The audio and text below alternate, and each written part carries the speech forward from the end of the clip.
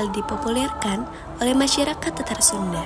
Tentunya popularitas ini tidak lepas dari peran para pionirnya. Merekalah yang tanpa kenal lelah merintis popularitas Karinding di tengah isu bahwa Waditra ini sudah punah. Salah satu pionir utama Karinding tentu saja Abah Olot.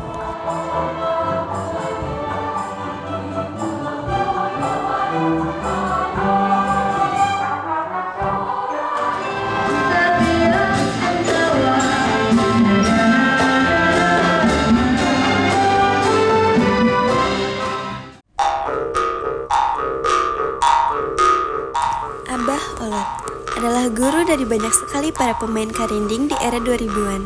Awal ketika Karinding menemukan momen kebangkitannya kembali. Karena kiprahnya ini, aku pula memutuskan untuk mengunjungi Abah Olot sebagai pembuka episode jurnal perjalananku ini.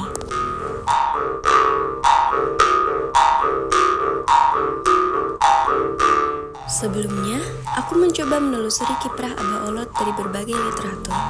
Dua buku utama yang aku pelajari adalah The Wonders of Karinding, karya Puspita, dan Sejarah Karinding Priangan, karya Kimo.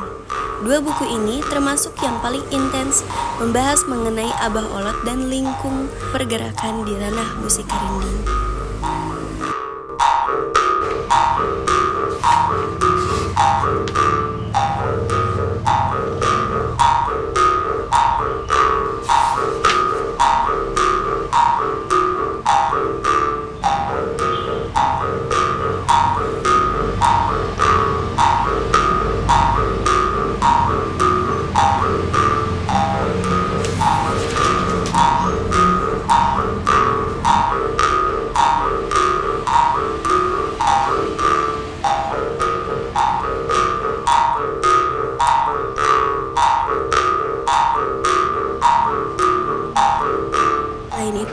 Banyak buku lainnya yang juga aku pelajari untuk memperkuat pemahaman aku mengenai Abah Olot.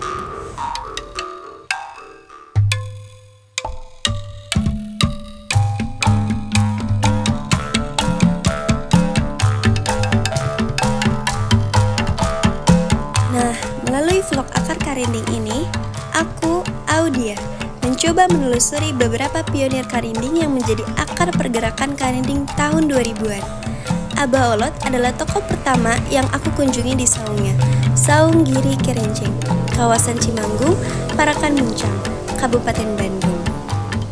Di sini kita akan berbincang bersama Abah Olot mengenai Karinding sejak awal Abah mengenalnya, hingga Karinding masa kini. Simak ya! Bulan nu moncor, bentang hari cepat.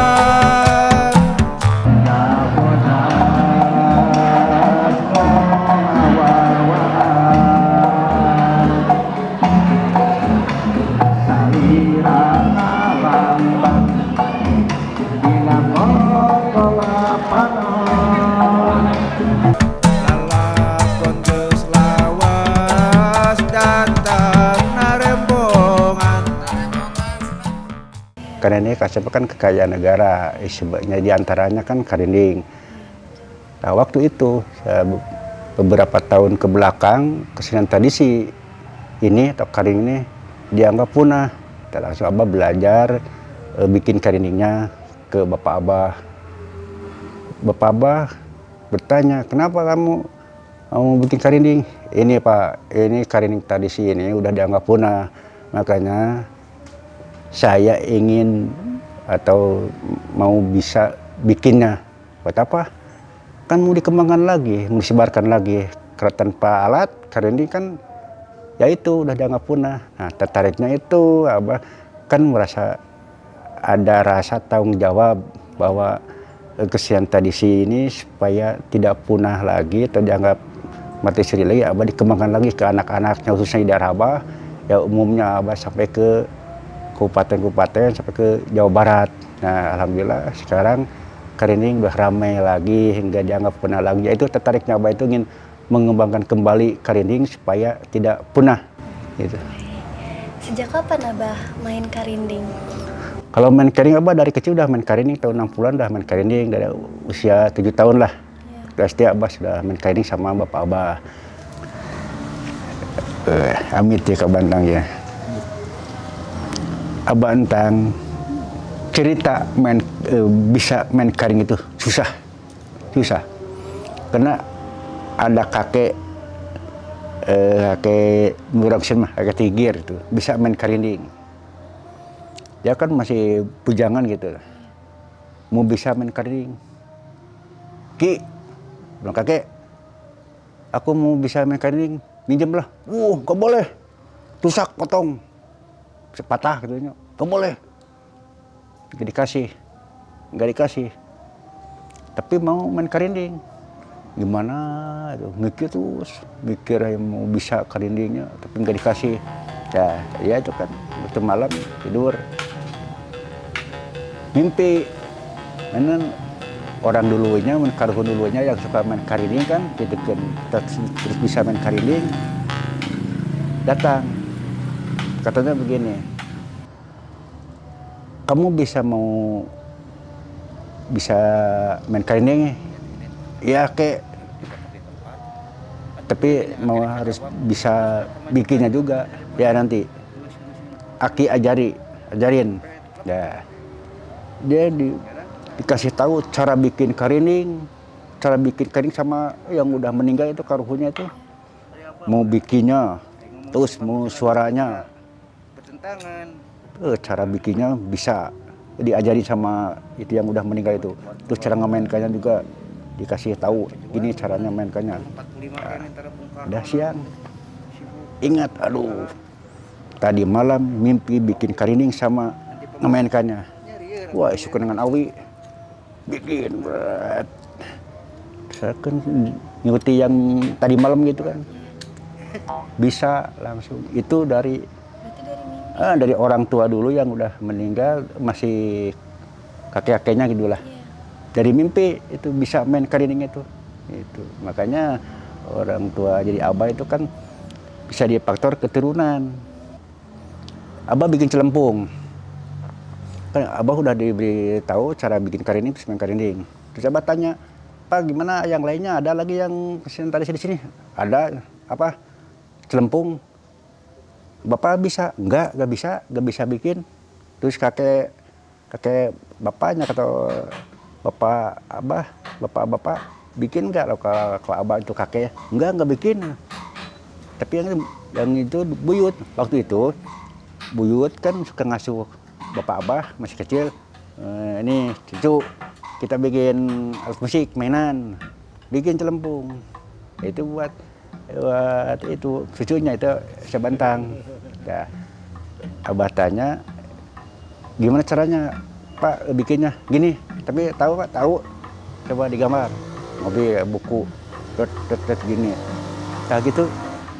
Abah besoknya cari bambu, ikutin yang gambar. "Begini Pak." "Benar begitu." "Takut coba." "Cung." Bagus. Dulu tuh begitu. Buyut kamu tuh begitu. Cuman bapak nggak sempat bikin. Terus bapak abah nggak sempat bikin. Jadi itu 2 generasi nggak bikin. Di kakek abah, bapak abah nggak bikin. Cuman buyut. Nah, dilanjutkan lagi sama bapak. Karinding juga begitu. Itu main karinding. Kalau abah mengembangkan atau bikin karinding tahun 2004. Jadi 2004 itu abah bikin karinding, udah bisa, langsung abah dikembangkan, diinformasikan lagi ke anak-anak muda gitu. Ya alhamdulillah responnya sekarang baik lah gitu.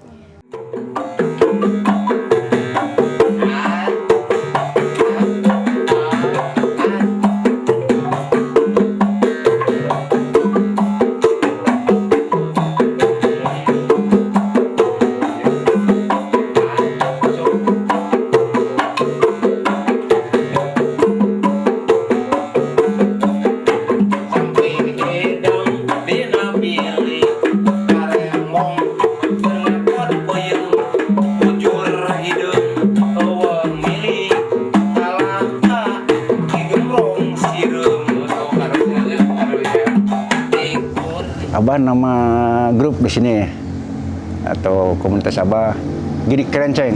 Kenapa Giri Kerenceng? Itu kan di sini ada Gunung Kerenceng. Terus itu kan ada Kalimantan kan ada menarik. Kan kerenceng itu kan suara kerenceng itu kan gede, kerenceng. Tapi yang suaranya kecil, kerincing. Kerenceng besar gede. Nah ini alat musik ini gimana supaya tadinya kecil, gerincing cuma sebatas keluarga, bapak, abah, terus paman abah main. Nah, jadi kerenceng, pan gede supaya menyebar luasan lagi seperti ya dikembangkan lagi ya abah nama jadi kerenceng pan cita-cita setinggi gunung, gunung malah yang setinggi langit lah. Tidak terlalu tinggi, setinggi gunung lah supaya menyebarnya abah nama gigi kerenceng itu gitu supaya ngerenceng di suaranya kemana-mana. Ya, alhamdulillah sekarang abah nama gitu suaranya kemana-mana, khususnya di Jawa Barat tuh banyak yang kenal bahwa karinding giri kerenceng. Itulah giri kerenceng itu cita-cita abah supaya membesar lagi atau ya kalimat tadi diulangi lagi supaya tidak punah. Ya sekarang kan membesar itu namanya giri kerenceng. Main karing itu kan suatu gambaran perilaku ciri khas suku bangsa yang ada di khususnya di Jawa Barat ini ya. Nah, jadi si pelaku itu kan ada kata-kata Sunda itu kan ada silib, siloka itu kan. Ini kan silibnya perilaku ke alat musik, itu gambaran perilaku. Karin ini kan suaranya kan itu kan tenang, adem, kalau udara itu adem, tenang. Nah itu kan suatu pikiran atau akhlak kita teh terus adem seperti suara karinding, nah gitu. Itu abah tertariknya kenapa main karinding terus dikembangkan karena ini menjurusnya ke perilaku yang baik-baik. Kalau sekarang kan banyak kesenian tradisi yang memanfaatkan ya mabuk-mabukan gitu kan joget sampai mabuk ya. Kalau karinding kan nggak ke sana karena kan sesuai dengan suaranya lembut dan berarti langsung ini kan kita menyerap ke hati itu kan lah lembut rasanya itu. Kalau keras kan tenang. Nah itu tertariknya abah main karinding itu karena buat menenangkan jiwa dan pikiran deh bisa tenang, nah gitulah. Kalau pengalaman abah pribadi yang paling berkesan saat bermain karinding itu apa? Main karinding itu kan berkesan itu kan ini kan ayat cerita dulu bahwa karinding itu kan alat silaturahmi. Jadi kita main karinding itu alat musik ini kan bisa kita banyak teman atau banyak saudara yang baru-baru gitu kan. Contohnya bahasa kayaknya abah kan gak kenal sama orang-orang Bandung, atau orang Lembang, atau orang Calengka. Tapi abah main karinding kan jadi banyak yang kenal, jadi banyak saudara. Nah itu kan cerita dulu kan gitu bahwa ini alat silaturahmi. Kalau abah sendiri ada metode khusus nggak buat kayak belajar karindingnya gitu? Ada metodenya. Iya. Kita kan mengembangkan karinding, tradisi kan ini supaya agak punah lagi. Terus metode yang lainnya kan kita ke akhlak, jadi perilaku masyarakat Jawa Barat itu kan kedua, aku tahu lah. Jadi peradaban Jawa Barat itu apa? Itu kan ada kata siliwangian. Jadi kita harus baik kepada sesama manusia. Contohnya gini, ada orang abang mengembangkan di Lembang.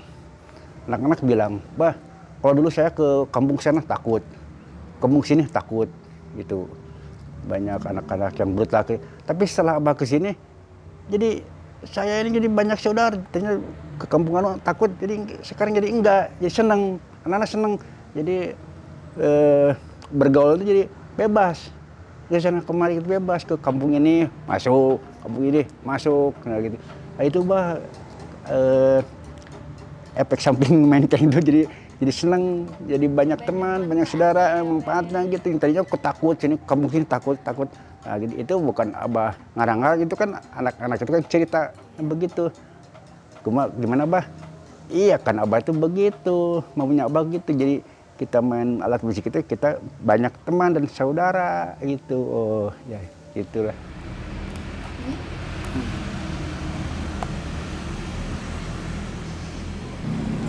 Abah Olot terkenal dengan produksi karindingnya yang mampu menghasilkan bunyi terbaik.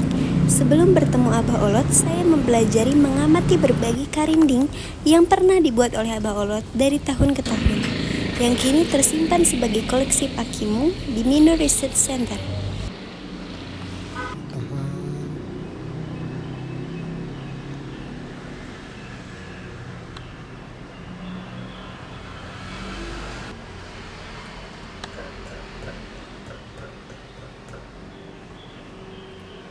Abah Olot juga terkenal dengan 4 pirigan bermain karindingnya, yaitu tongeret, tutunggulan, iring-iringan, dan rereogan. Sebelum bertemu Abah, saya juga mencoba mempelajari pirigan-pirigan ini melalui publikasi di internet. Ketika bertemu Abah langsung, saya penuh akan kesempatan bertanya dan belajar pirigan khas Abah Olot dari orangnya langsung.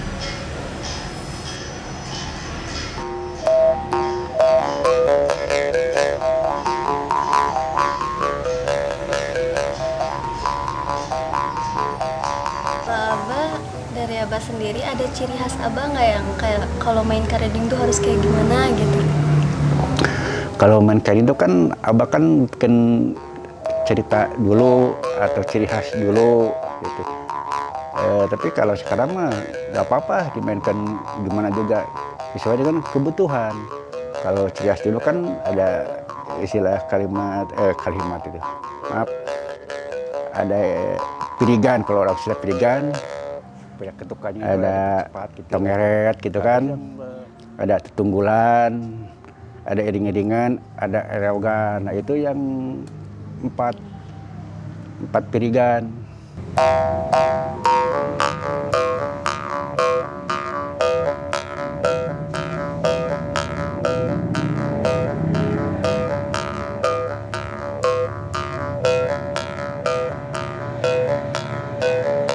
Nah itu suara serangga di sore harinya dicoba dimasukin ke nada karinding ya gitu lah, mungkin teorinya. Nah terus ada tiruan lagi, tutunggulan. Bentukan alat tinumbuk padi, tutunggulan. Nah, itu ditiru sama karinding. Kalau sekarang mah begondangan, udah naik panggung begondangan. Kalau masih di saung lisungnya itu tutunggulan. Itu dipakainya buat waktu itu ada gerhana bulan, main tutunggulan, ibu-ibu itu.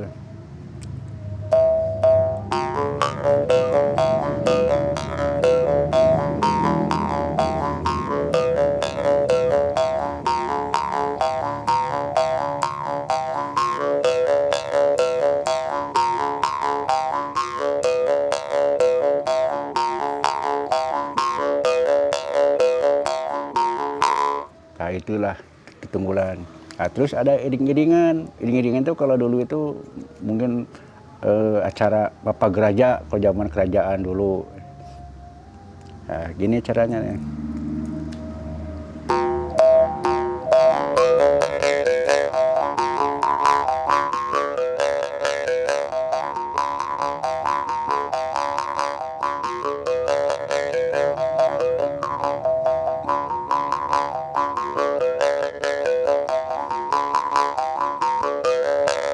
Banyak ketukannya itu ada dipercepat gitulah.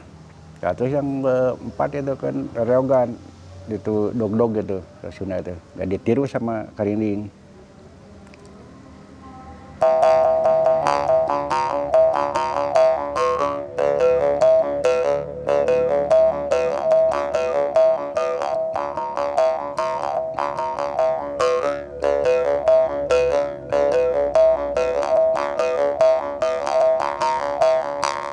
Gitu yang dipegang.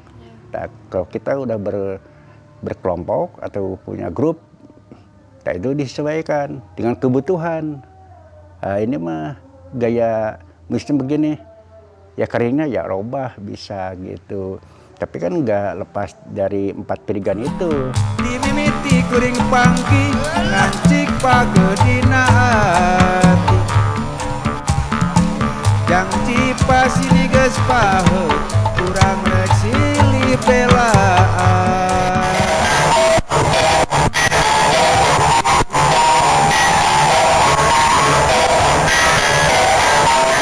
Tahun 2011, Abah Olot memimpin Drampak Karinding Rekor Muri pertama yang dipecahkan oleh komunitas karinding.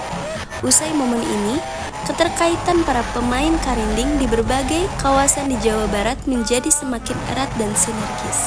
Kebersamaan di ranah karinding semakin kuat seiring dengan popularitas waditra ini.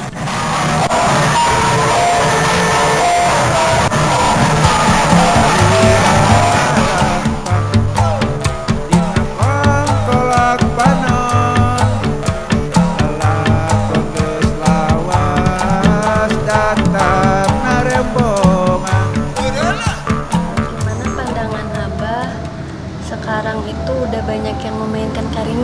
udah terkenal sekarang Karinding ini?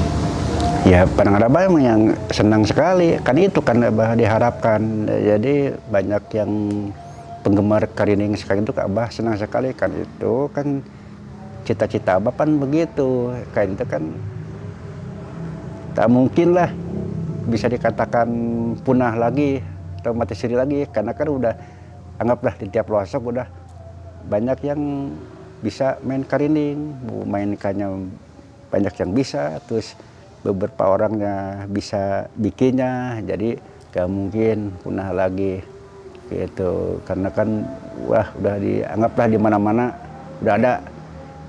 Karena contohnya gini, Abah nggak ada, pasti Karinding ada terus, karena kan generasi yang bikinnya itu kan ada. Nah gitu. Kalau saran dari Abah buat yang belajar pemula nih, buat yang main Karinding itu gimana, Bang? Ya, kadang itu kita harus merasa tanggung jawab dulu dalam hatinya. Oh, bahwa ini kita ini harus bertanggung jawab kesenian ini supaya tidak punah. Bukan saja mau belajar lah, kita belajar aja dengan tekun dan sabar, sadar, yakin. Nah itu harus cara-cara kita mempertahankan kesenian tradisi supaya yang tadi tidak punah lagi. Harus yakin ya gitu, kita mulai jangan dipakai yang lain-lain, tapi kita fokus ke tanggung jawab bahwa kesenian ini tidak punah lagi. Sadar bahwa ini kan alat musik tradisi, diantaranya ya Karinding gitu kan. Karena sabar, kita kan harus sabar cara memainkannya, harus sampai bisa. Kalau nggak sabar kan nggak mungkin bisa, paling-paling ya patah atau rusak lah gitu. Yakin ya kita pegang aja terus ya Karinding, kalau sering dipegang pasti bakal bisa. Kalau harapan Abah sendiri gimana buat Karinding masa depan seterusnya itu, Abah mau harapannya kayak gimana? Ya harapannya otomatis itu kan kita harus Karinding itu harus menyebar kemana-mana. Kalau bahasa sekarang harus kita ke mancanegara lah, jadi sebatas di lembur atau di kampung atau di Jawa Barat, tapi harus kemana-mana, ke mancanegara itu harus tahu bahwa Karinding itu ciri khas Jawa Barat. Nah gitulah. Ya meluasnya tadi itu ya Giri Kerenceng itu lebih meluasnya, lebih tinggi, lebih bagus. Itu harapan. Jadi cuma lah iseng aja lah, iseng, tapi kita harus menyebar kemana-mana.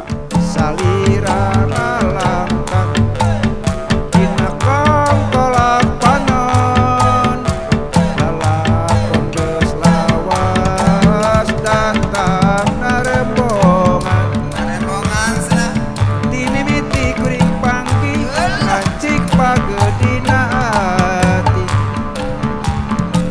janji pasini geus paheut urang rek silih belaan.